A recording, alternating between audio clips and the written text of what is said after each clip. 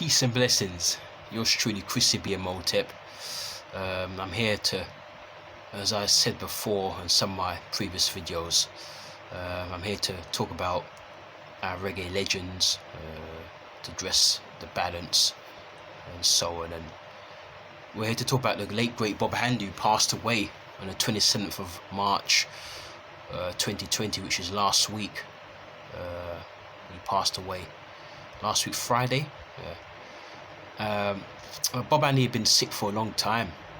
He'd been ill for about 10 years. He was actually very sick in the 70s. Towards the late 70s, if you've noticed, or some of you who observe reggae and love reggae, are fans and aficionados of reggae, you'd notice that in the 80s, these recordings are more or less non-existent. It was only in the 60s and the 70s that he put out any consistent material. And after sort of say 78, his material went down a bit because he was sick. He was getting a lot of migraines. I was hearing that he was getting a lot of headaches and so on, and so he withdrew from the music business for a few years, and then went into acting. And he came over to Britain and was in a few drama workshops, and he went into acting and producing as well. But his art was always in music, and he went back to it towards the end of the 80s. He started working with people like Neil Fraser, aka the Mad Professor, over in South London. I believe he put out some dub albums as well, and he went back into it. But Bob Handy was really celebrated as a great singer-songwriter, and rightly so, because some of the songs he's written are standards in Jamaican music history. I've Got to Go Back Home, songs like My Time, To Experience, which was covered successfully by Barrington Levy. He's written songs for Marcia Griffiths, who was his girlfriend for a while in the late 60s, early 70s, and hence Bob and Marcia, which we'll talk about later on. But Bob Handy was written so many songs, and as I said, he's written for the likes of Darryl Wilson, Ken Booth, and other artists have actually adapted his songs and sung his songs, covered his songs as well. Bob Handy was born as Keith Anderson in 1944 in Kingston, and he moved away from his parents because he needed to break out, and so he went somewhere. It was like an establishment he went to, and he said that they were looking after people at the time. It wasn't the Alpha Boys, and he had to lie that his mother had passed away for him to be accepted. And so after that, now very soon he got exposed to music from there, and he started jamming. He was in a couple of bands before he met the Paragons, before John Holt had joined the group. John Holt came to the group around 1966 time, and that was when Bob Handy decided to leave, because apparently, from what I've heard and from what I've gathered, Bob Handy and John Holt weren't getting on. They were loggerheads. And apparently they had a vote, and they voted that John Holt's voice was more suited to the group as a lead singer. So as a result of that, Bob Handy left and made way for John Holt, who now became the lead singer of the Paragons, which at that time included Harold Barrett and Tyrone Evans. You see, but at the time it was Tyrone Evans, Harold Barrett, John Holt, Vic Taylor, Bob Handy. So Bob Handy left, Vic Taylor left also. So it was Harold Barrett. It was now a trio: Harold Barrett, Tyrone Evans, and John Holt. You see, John Holt with himself leaving in 1970 to become a solo artist. Bob Handy left in 1966 to go solo, and that's where he went to Studio One with Cop Sondor, and that's where those great songs came about. He was born of Keith Anderson, but he changed his name to Bob because he liked Bob Dylan. And at that time, Bob Dylan was probably the most famous, or certainly one of the most famous and most influential singer-songwriters in the world. This is like 66. Bob Dylan was at his prime at that time. So Bob Handy took time out to reflect on life around him. At that time, he had the civil rights movement in America. He had the Black Panthers in America. And you had other black national institutions and organizations. And so Bob Handy said, you know what, I'm going to start writing social rare songs which really speak about humanity and speak about the social conditions in which we're living in which we're actually existing in at this moment in time. And that's when my time came on the scene. Other songs like Crime Doesn't Pay. Mind you, Crime Doesn't Pay is really talking to the rude boys of Jamaica, because Jamaica had a really how can I say this now? They had a really devilish, for want of a better word, youth culture in Jamaica. A lot of the youth guys, the youth men, were going around on a rampage, dismantling businesses.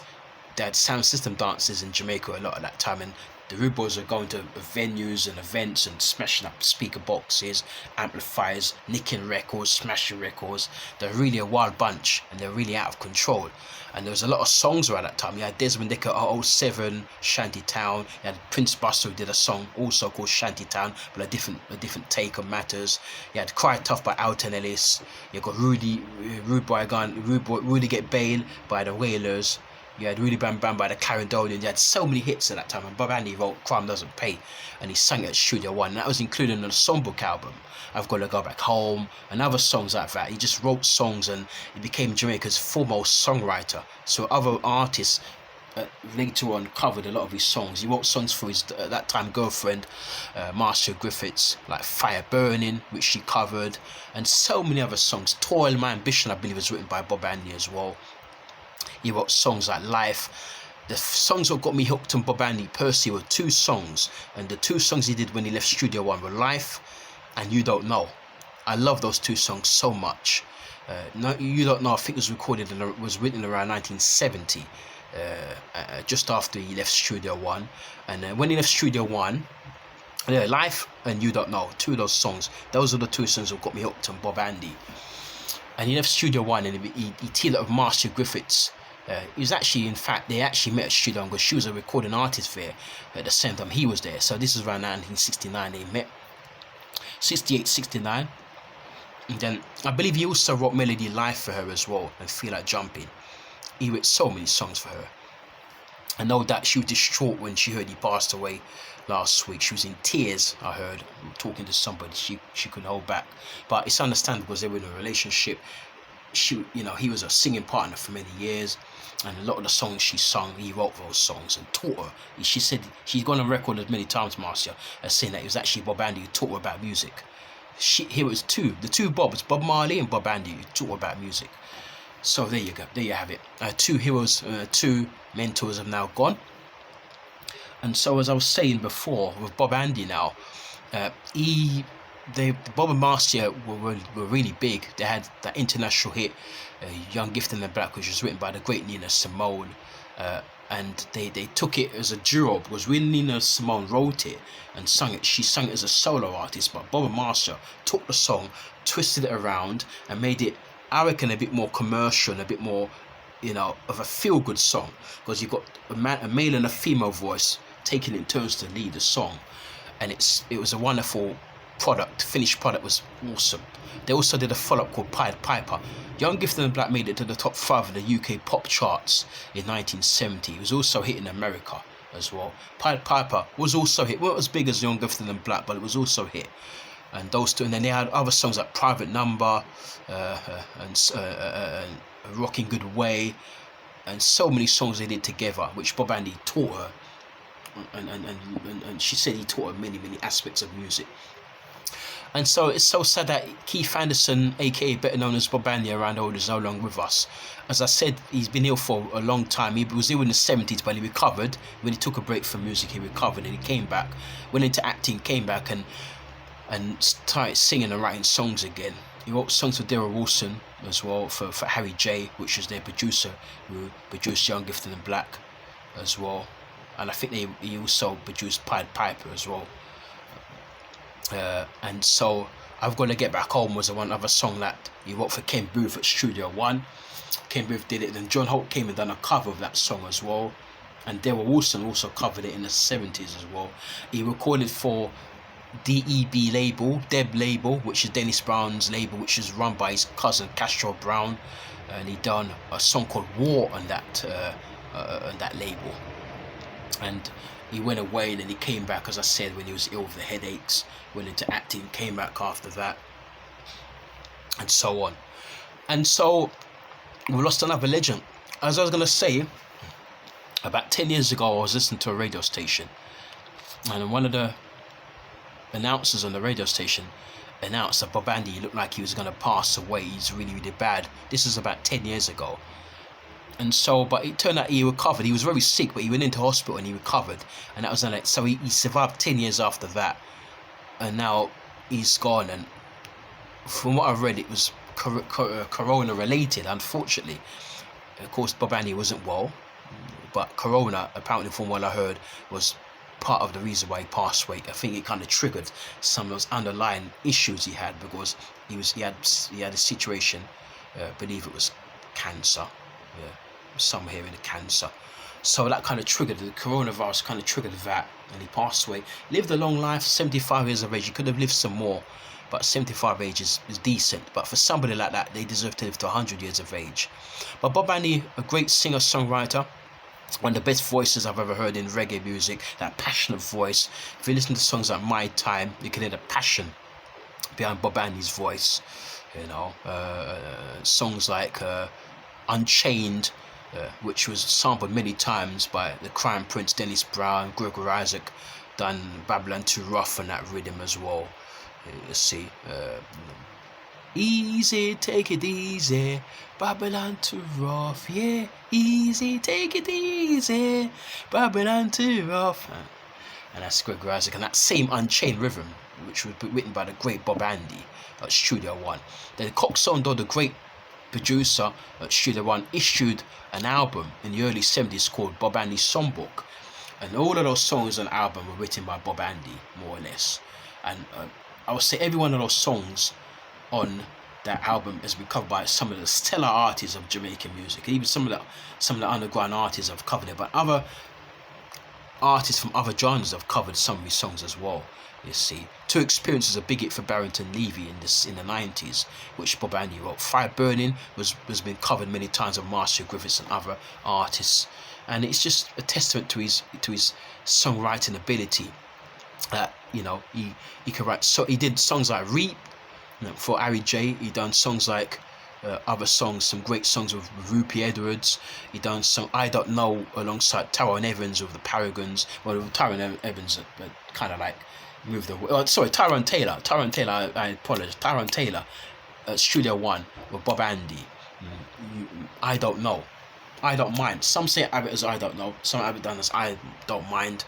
But still Bob Andy and Tyrone Taylor who worked as a duet at Studio One when Bob Andy was there as a singer-songwriter, and that's another classic underground song.